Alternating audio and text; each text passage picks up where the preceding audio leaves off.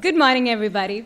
I'm Neerada Poduval, and I'm excited to share with all of you my team's work on how microgrids can be implemented under New York State's Reforming the Energy Vision, or REV initiative. Kenzie and John, you both are amazing managers and human beings. Thank you for everything. Professor Cohen, we were lucky to have you as our faculty advisor. Thank you for setting such high standards, and thank you for your guidance and support. We would also like to thank the New York Power Authority for this incredible opportunity. For those of you who only think of power plants and transmission lines when we speak about electricity, what you see on the screen is the very high-tech control room where the supply and demand for power throughout the state is monitored and balanced today in real time. Yes, big data is influencing the energy sector in a big way. Many of you may be familiar with this photo on the screen. As Lacey mentioned, Hurricane Sandy 5 years ago made us all realize how vulnerable the state is to extreme weather events. The floods cut power to most of lower Manhattan, revealing that today's electric grid is pretty vulnerable. For sure, Governor Andrew Cuomo took notice and in response set in motion America's most ambitious initiative to reinvent the electric grid, called Reforming the Energy Vision, or the REV initiative. On the agenda for today, I will talk about our client, NYPA, and what they tasked us to do. I'll go through the rationale for the REV initiative and how it will be implemented. I will explain how microgrids can achieve REV goals, summarize the key barriers to microgrids that we identified, and wrap up with recommendations that we came up with for NYPA to enable microgrids. Our client, the New York Power Authority, or NYPA, is the largest public utility in the country, and it owns power generation and transmission assets. It does not take taxpayer revenue, but generates revenue from its assets by selling low-cost electricity to public agencies and other customers. As our client, they tasked us to figure out how NYPA could help microgrid development under the REV framework. So NYPA is uniquely positioned to work with stakeholders across public agencies, utilities, and microgrid developers to achieve REV goals. And so, under REV, NYPA's role is to lead by example. So far, NYPA has helped to finance feasibility studies and demonstration projects for microgrids. So why reform the energy vision? Over 100 years ago, Thomas Edison designed the first electric grid in the world, right here in New York City.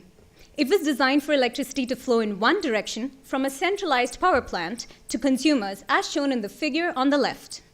Since then, the way electricity is delivered to consumers has actually changed very little fundamentally. Up until now, that is. Today, extreme weather events are more frequent, so consumers are demanding energy resiliency and security, and renewables are rapidly being added to the grid. Consumers also want to be empowered to generate power locally and maximize cost savings. To meet these demands, the energy industry needs to transition to localized power generation that can support bidirectional flows of electricity and information, as shown on the right. This is also what's essentially called a smart grid, by the way. So through the REV initiative, Governor Cuomo wants to enable this transition and build the energy system of tomorrow, today. Specifically, the REV initiative looks at integrating microgrids to achieve these goals. So before we go any further, let's understand what a microgrid means within this context. It is essentially a small version of a smart grid, self-sufficient at the local level. Energy is generated and consumed locally, and when there's excess, it can be stored or sold to the main grid, because they can connect to and disconnect from the main utility grid as needed. When there's not enough generation, energy from the main grid flows to the consumers.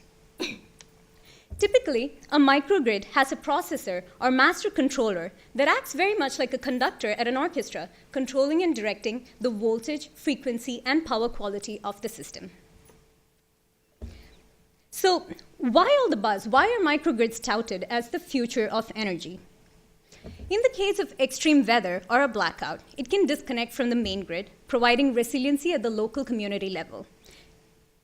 Microgrids are also a great way to integrate renewables on site, for example, rooftop solar. This avoids transmission losses and, coupled with storage, resolves any intermittency issues. They also empower customers to generate electricity locally and maximize cost savings during peak periods. As part of our project, we had the unique opportunity to look at not just the technical, but regulatory and financial barriers to microgrid adoption.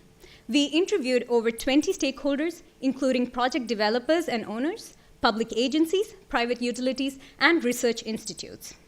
Essentially, there are 4 key barriers. First, there is actually no regulatory framework as yet that is dedicated to microgrids to address various issues like what different types of permits are needed or where they can be located. A microgrid has many components, as we saw, and they're a pretty new concept.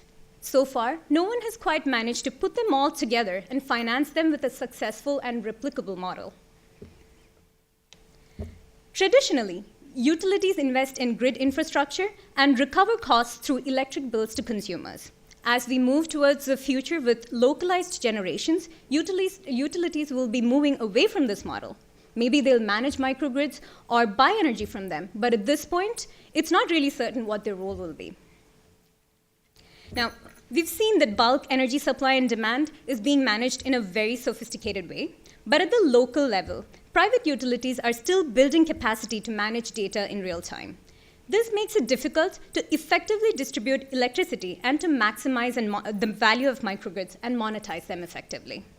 As a team, we looked at NYPA's current strategies and the regulatory changes happening in New York, as well as other states like California, Texas, and Illinois. We then came up with a suite of recommendations on how best NYPA could enable microgrids. First off, as part of REV, there is an interagency working group on microgrids, and NYPA could tap on this and lead this group to develop a regulatory framework and best practices manual specific to microgrids. NYPA also has expertise in financing demonstration projects, as I mentioned, and this could be channeled to create a standardized financial model, identifying debt and equity partners, and also creating template agreements for purchasing power. NYPA, as a public utility, could implement microgrids for their clients, test-bedding business models that private utilities could then adopt. They could maybe follow how California and Texas are building large-scale energy storage to support renewables and localized generation. And NYPA also has cutting-edge data platforms to manage their old-school centralized generation assets. And now they have the opportunity to step up, pivot, and manage the new decentralized grid. So we kind of figured out how NYPA could address the 4 main individual barriers that we spoke about. Next, we tried to see how NYPA could tie all these in together, or connect the dots, as it were. One of the most innovative case studies we examined was a proposed project in suburban Chicago, which aimed to create a cluster of 6 networked microgrids at an estimated cost of $300 million over 5 years. What's unique about this cluster is that each of these microgrids would be interconnected with one another and with the main grid. In the case of an emergency, they could disconnect from the main grid, but stay connected to each other to manage resources more efficiently. NYPA could build and manage a similar microgrid cluster for their clients in New York City and Westchester County. Coming back to the individual recommendations from the previous slide, this would be a great way for NYPA to connect all the dots that we spoke about: the regulatory framework and financing models for microgrids, and business models and data platforms for utilities. Something like this would bring New York State closer to the future energy grid envisioned by REV, and NYPA as a public utility is well placed to carry it out, since they can take risks and make investments that maybe private utilities cannot. Implementing interconnected microgrids would provide system-wide benefits. It would help to transition away from the traditional centralized grid, and it would also improve resiliency and efficiently redistribute energy across the grid. And that sums up how we propose NYPA could lead by example and promote microgrids within New York State. The way we get electricity at our homes and workplaces is being revolutionized, much like how smartphones came in and made regular mobile phones and landlines obsolete. And New York is truly leading the charge in terms of ambition, because it's trying to design market-based solutions as opposed to just making piecemeal regulatory changes. As a team, we could not have asked for a more exciting project. We encourage you to read our report as it provides a lot more detail on our recommendations. Thank you for being such a wonderful audience and the best cohort ever. Questions?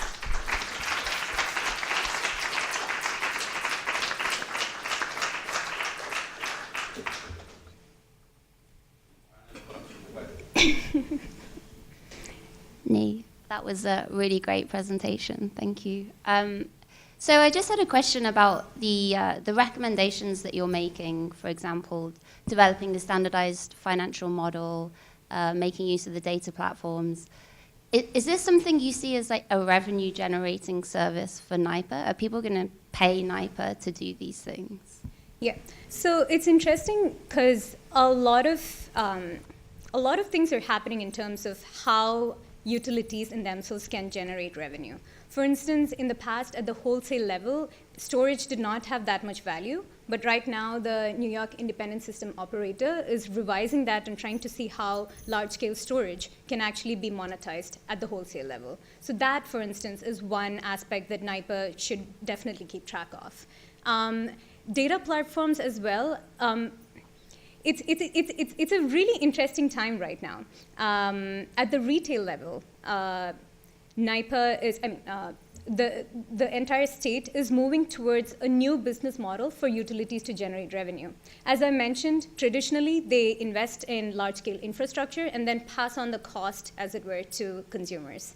And now they're trying to move away from that, transition to this model where utilities get rewarded for things like, improved performance, improved energy efficiency, and even resiliency. So definitely all these things that we're recommending is to ensure that NIPA does not get left behind and stuck in its traditional business model, but it is able to keep up with the times and in fact lead other utilities. Thank you, Nee. That was remarkable. I wanted to quickly ask if your research had come across the areas in New York City or New York State where these clusters that you mentioned would have the highest potential.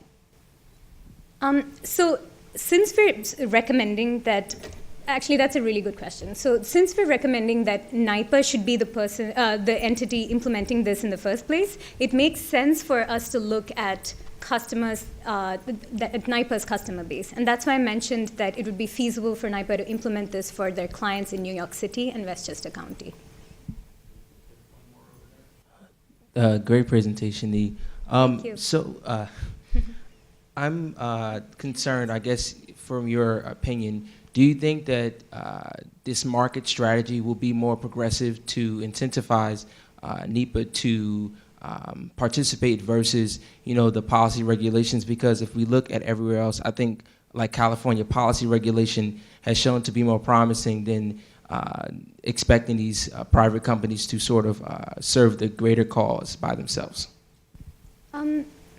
Are you asking me to compare between California and New York and see which is the better direction to take? No, I guess I'm asking, do you believe that this market strategy is more aggressive than policy incentives to sort of transition to these microgrids? Yeah, definitely. I think New York is adopting a really innovative approach because, like I said, it's not just piecemeal regulatory changes or just like one-off incentives. They have an entire plan in mind, an entire vision, and it's a market-based solution as opposed to just being something that's driven by solely the private actors or just regulation.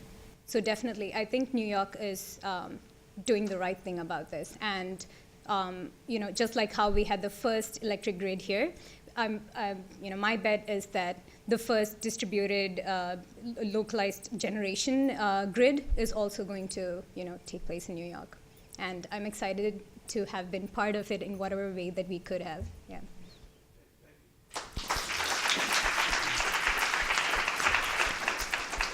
Let me mention one factor about NIPA. It is actually a publicly owned utility, so it's not the private sector itself.